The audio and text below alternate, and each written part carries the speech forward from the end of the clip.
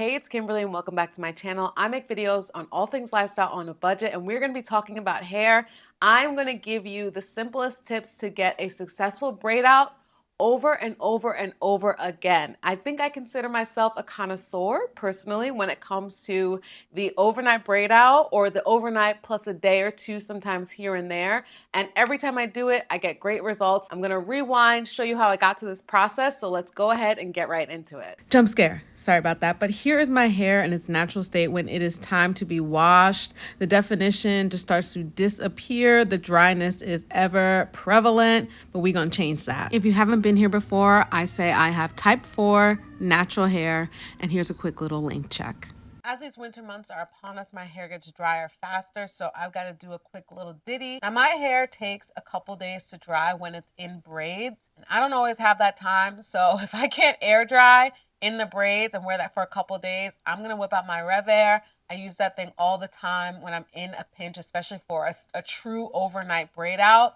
So what I'll do is that I'll wash my hair, style it, whatever, and then the next morning, I just have the Rev Air and I quickly go through each of the braids and just kind of dry it up and make that process faster, and then I take out my hair and go. Now, because I technically have one day in between when I need my hair out and looking cute, I should be okay, but I'm gonna have that Rev Air on standby because I tell you, my hair, she likes to play tricks on me, especially if it's in a braid. Whether you do the braids as a protective style and you add a little scarf, that's what I usually do, and wear that for a couple days and then take it out, or you do my overnight trick of adding a little bit of heat to your hair the day of, you're still gonna get the same results, which is a really fierce braid out, and I'm gonna tell you and show you how simple it is. First, I'm quickly gonna share what my tools are for the day, and I keep it very simple. Seen this before, if you've been on my channel, it's the Vanna Cream Dandruff Shampoo. This is a game changer for me. This is the same bottle that I had when I first introduced this a couple months back. This helps me. My scalp gets irritated so frequently. It's very annoying. Love that for me. And I go in with this as soon as I get in the shower and wash my hair of all the buildup. This goes right to the scalp, 4 quadrants or 2 quadrants, whatever I end up doing. And a little bit goes a long way, and I absolutely love it. It just really cleans the scalp out. Good to go. This is the Curlsmith Frizz Control. I really like this line. Curlsmith in general, though a little bit more high priced, always breeds great results. I love it. I love all their products, specifically this line, and the orange line is really great. I've used quite a few conditioners and I've gone through all of them, and who do I keep returning to but the one that I've had for years now, tried and true, especially if you are on a budget, because I just went to CVS and they had a buy one get one 50% off, so I got a bunch of them. I got 2. I'm easy there. I got the buy one and the 50%. But I still have some left over from the one that I currently have. And this is Carol's Daughter Goddess Strengthening Lengthening Line. Check my channel. Years. Easiest slip. Making your life easier. The shampoo is great too. I just used that and then moved on to the next thing. As always, I've got my unbrushed. This is the new one. I don't think I did a video on this. I had it on my TikTok. But I got the upgraded Unbrush Plus, and I love it. It's so great.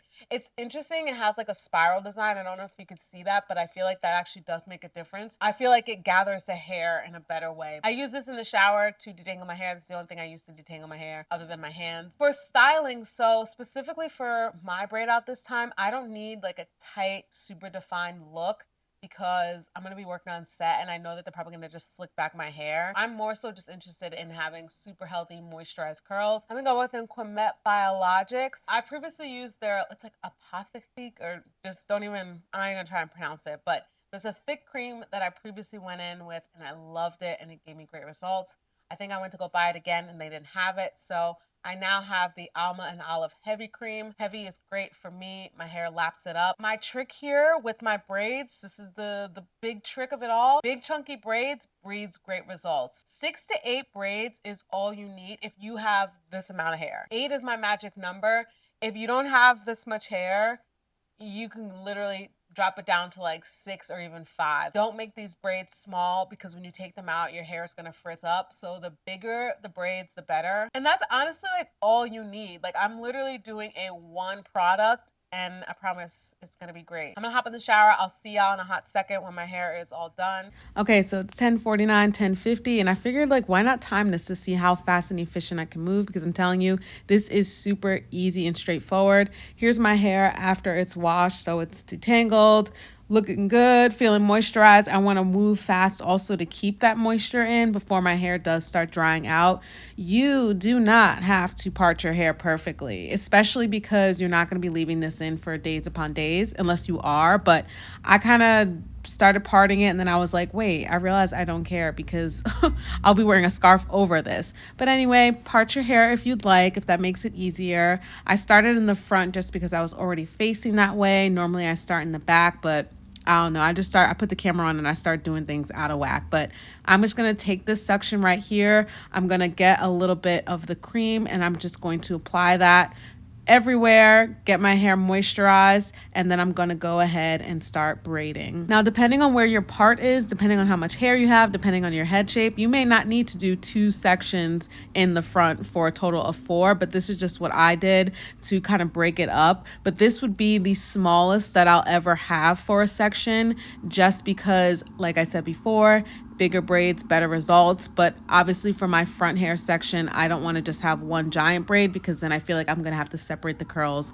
a little bit more. So in the front, just for this little section here, I do like to do 2 separate sections, and then I'm just going to braid on down. And then this is an old trick from way back when I get to the bottom, I actually end up doing twists instead so that it's easier to unravel the next day. So it's a majority braid, and then at the very end you end up switching to twists, and it'll be easier to unravel when you're taking it down.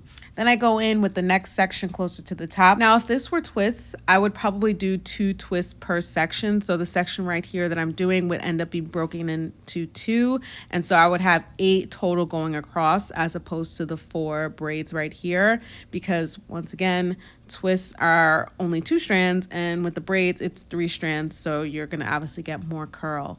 My type 4 hair is very moldable. That's why I do frequently go in with braids and twist outs, because my hair can easily be manipulated into a curl, whereas someone with a looser texture or less density, they might be better off with wash and goes. If you've seen on my channel, wash and goes are just such a no-go for me. My curls do not conform to whatever shape they are individually. They need group projects, and that is the twists and the braids. So if that's similar to you, then you've made it to the right channel, and I'll have many videos on that. So now I'm moving over to the back, and I thought I was creatively showing you everything I was doing, but this is kind of from a higher angle. But in the back, like I said, once again, parts don't really matter to me. I'm just grabbing a chunk of hair, even bigger sections, and I am going to apply my product and then just braid it down. And I'm just reminding you once again, normally if I was using another product and I wanted some gel,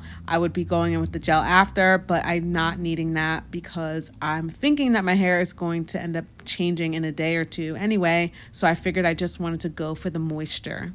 Everyone's gonna have a different area of their hair that is like the thickest, and for me it's the top of my head. This is where that carpal tunnel is definitely gonna be kicking in, but I just try to make 3 little parts right here in the center. I ended up doing actually a 4th one because it was a little ambitious trying to just do 3. They were huge sections, but it's okay because this is where you will do a lot of separating, and this is the perfect area for creating more of a voluminous look because you can separate versus more in the front or more in the back. So I have to do a little bit more detangling here with my hair, especially because it's been a bit and it's been drying down. And then I add the product and then I continue as such down to my last section. And this is the section right here that I did end up splitting in half because it was too big. Yes, there is, a limit on how big the sections can be, and in this case, especially for the braids, it was going to be too big. If I did that, that would have just been counterproductive, and I don't think I would have gotten as much definition. I probably would have created more frizz because I would have been separating more. So I'm just splitting it up, splitting in half, adding my product, and I'm pretty much almost done, which is great. I'm down to my last 2, and this was a very fast process. I have so much faith in you that you could do the same. It is really speedy once you kind of get into your groove of it. 11:22, that's 30 minutes. It's totally possible. Now I'm going to sleep on this for a day, and then I'll take it down. Okay, so it's technically 2 days later. I had one full day in between, and now it's early morning and I'm taking out my braids. You want to be gentle. You want to follow the pattern of how you put the braids in so that you don't create frizz, because again, there is no gel. The gel would make it even easier to take down, but without the gel, we really don't want to create any frizz. So you can see I'm sort of kind of being gentle here. Not really, but I was just in my zone. And look how juicy these curls are. They're super, super healthy. I just raised the brightness so you could see my hair a little bit better, and you can see the definition, but you just want to go through, take down each braids, look how they look.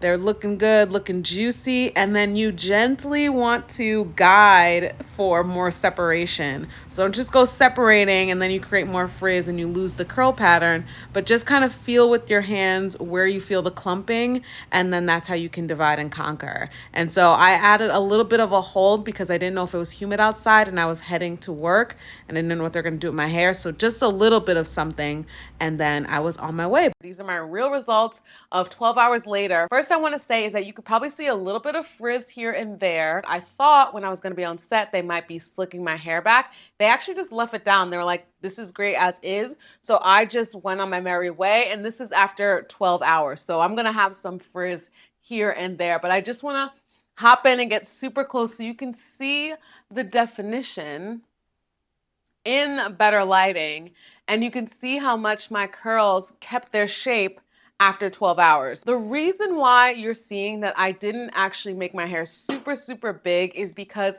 I want this braid out to last. So the key for me on the first day is to only separate here and there. And as I do my protective style the next couple days of putting it back in braids and taking it back out, my hair is gonna lengthen and then I'll do more stretching. But the curls are still looking pretty juicy, which is exactly what I want. It feels so moisturized. And how I'm gonna maintain this is I'm literally going to go back through, and since I'm not doing anything else the rest of the day, I'm gonna braid this back down. Now, my tip for you is that you don't have to do the exact amount of braids that you just did the previous night. You can, that's probably what I'm gonna do because it's only been day one. I can literally just follow the model right here, because again, I didn't separate too much.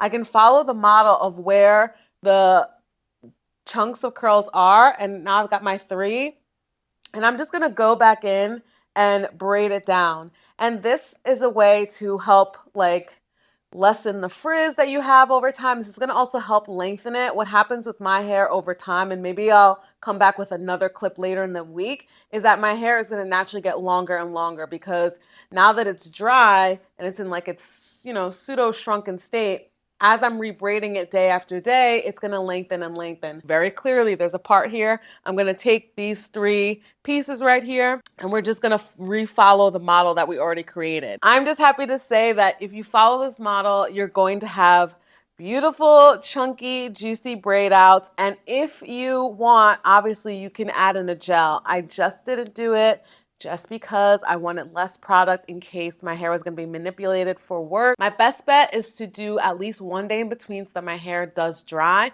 But if it doesn't, I've got my Revere. I will literally take like an individual braid, suction it through the hose, wait for like a minute, and then take it down and then unravel it, and my hair will be dry. I have many videos on, well, actually, I don't think I have many videos. Let me pause, let me not lie. I have some videos using the Revere. I'll link them down below if you want to see it in action. I guess I could honestly say that that's probably how I maintain my hair and how it thrives, is that I just try to keep it as simple and minimal as possible to save myself money. I do really like pattern. I love my Carol's Daughter. I love the Do. That's another more affordable brand. I tried Miche. I have it on my page somewhere on here. That was another good one. So comment down below if you have any questions. Sometimes I'm in such an autopilot mode that I don't know if people understand what I'm saying in terms of braiding down your hair. If you're having any troubles, let me know what your troubles are down below. Everyone has different hair though, obviously. So, take what you can and leave what doesn't work for you. But for me, small twists, big braids. That's gonna breed the best results. Thank y'all so much for watching as always, and I will see you in the next one.